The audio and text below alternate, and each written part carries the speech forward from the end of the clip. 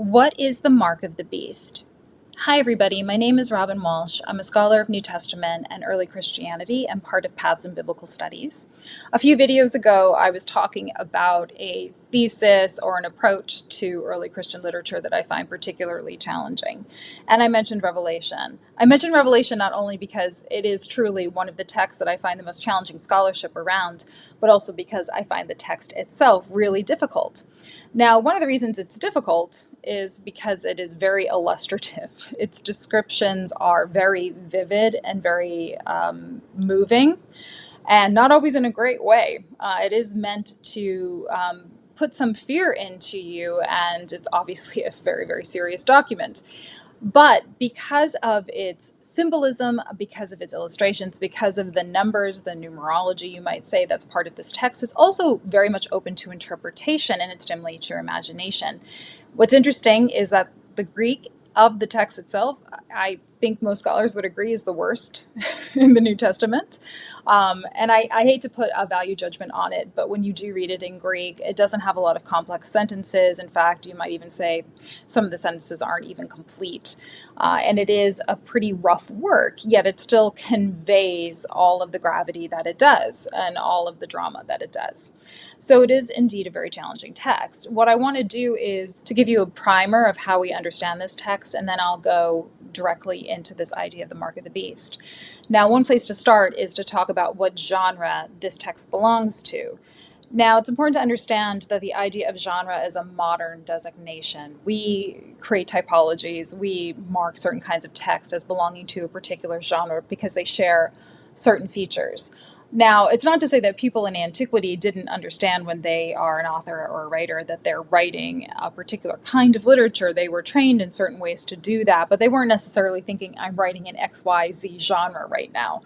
But certainly the book of Revelation falls within a trajectory in which you might include books like Ezekiel or Daniel that we tend to call either Revelation or Apocalypse.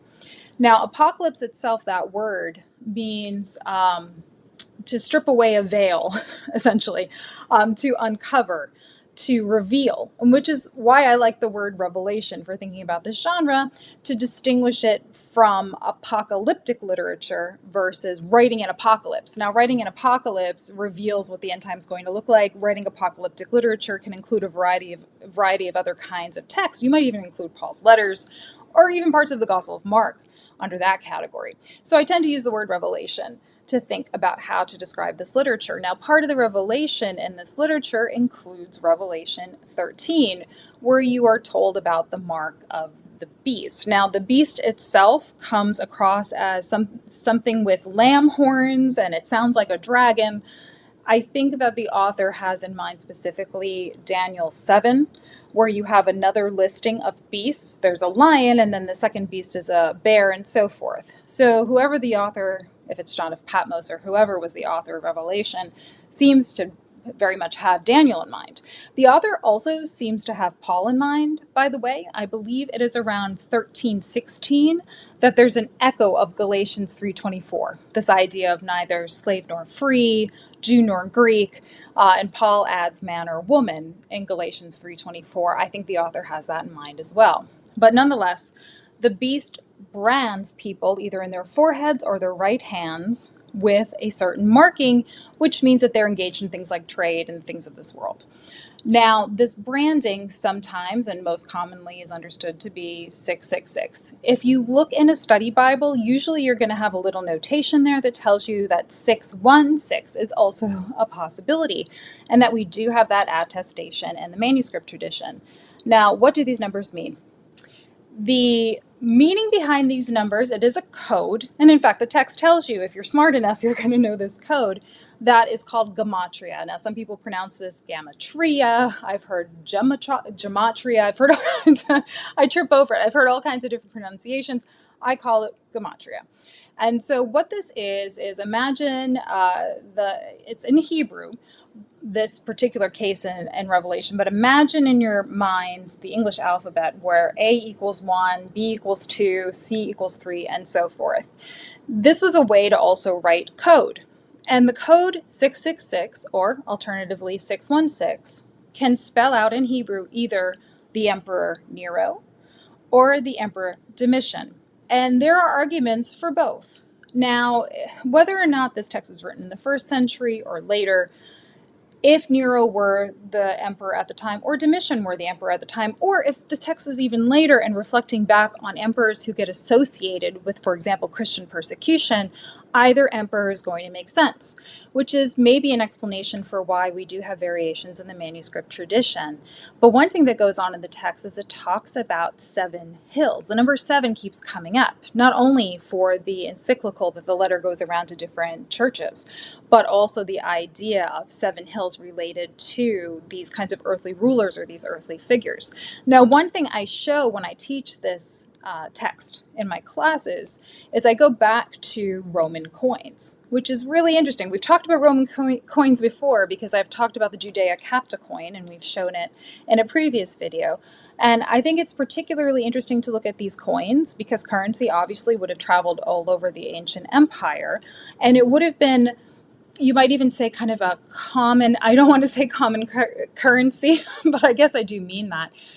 It's sort of a common vocabulary, visual vocabulary for people in the ancient world. And we'll show up here a picture on the screen of a particular coin that has sort of a baby emperor sitting on a globe, but also the idea of Rome being on 7 hills. This kind of imagery is all over coinage, Roman coinage, from the 1st and 2nd centuries.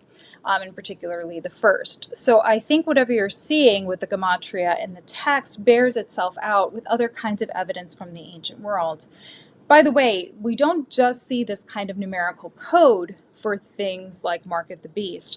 We also see it for scribes in ancient manuscripts who will write something like 99, which means the number 99 means amen at the end of a text. So it's not reserved just for this more kind of mystical, code-breaking kind of interpretation of these texts. But it's also used for just kind of workaday references within a particular manuscript. But the Mark of the Beast, this is what it probably represents. It represents the earthly rulers. Sometimes the word archon is used. We see this across ancient, especially Christian literature, and also what is usually termed Gnostic texts, but there's reasons to reject that term. I'll talk about that in another video. So we do see that kind of language and that kind of accusation thrown against earthly rulers, and particularly Roman rulers, and then even more specifically Roman emperors across ancient Christian literature. So again, we'll show some images up here. Go take a look at those passages. And then one last thing, I did notice a couple of people in the last video where I talked about Revelation were saying like, oh my God, she doesn't actually teach the text, because I mentioned sometimes the night before I teach that text, I'll have nightmares. And so I'm inclined to tell my students if it's a beautiful day, like maybe we should take a day off. But just to quell any concerns, I always cover the material. And in particular, the last few years, I have had guest lecturers come in to talk about Revelation, or I'll hold discussion groups with other scholars about Revelation, since I find it to be such a difficult text. And that is where I encountered some of the alternative interpretations that I mentioned in the last video. So in terms of pedagogy and collaboration and scholarly learning, it actually has been a benefit, I think, to me and my students to outreach to other scholars who have a vested interest in that text.